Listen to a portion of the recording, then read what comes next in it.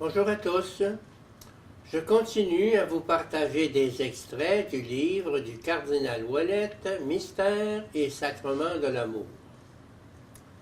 La médiation descendante et ascendante du Christ prêtre dans l'Eucharistie. Les mystères du salut sont-ils réellement présents en eux-mêmes au cœur de la liturgie, au moment où ils sont reproduits symboliquement dans le culte sacramentel?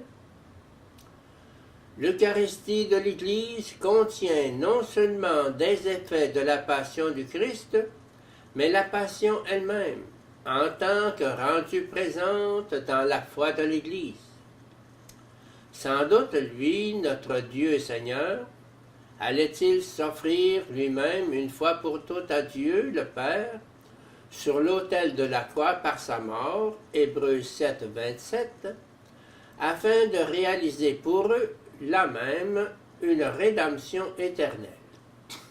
Cependant, parce qu'il ne fallait pas que son sacerdoce fût éteint par la mort, Hébreux 7, 24, lors de la dernière scène, la nuit qu'il fut livré, 1 Corinthiens 11, 23, il voulut laisser à l'Église, son épouse bien-aimée, un sacrifice qui soit visible, comme l'exige la nature humaine.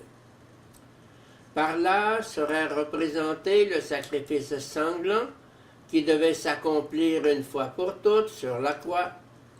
Le souvenir en demeurerait jusqu'à la fin du monde, et sa vertu salutaire serait appliquée à la rémission de ces péchés que nous commettons chaque jour. Il offrit à Dieu le Père son corps et son sang sous les espèces du pain et du vin.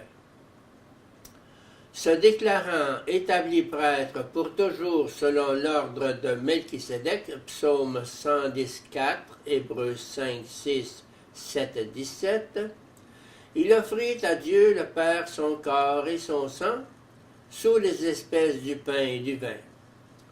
Sous le symbole de celle-ci, il les donna aux apôtres, qu'ils constituaient alors prêtres de la Nouvelle Alliance, pour qu'ils les prennent, et à ceux-ci, ainsi qu'à leurs successeurs dans le sacerdoce, il leur donna de les offrir. Johannes Betz, pour lui, le symbole eucharistique est marqué par le fait que Jésus lui-même a conféré à la scène la nouvelle signification de présence de son action sur la croix.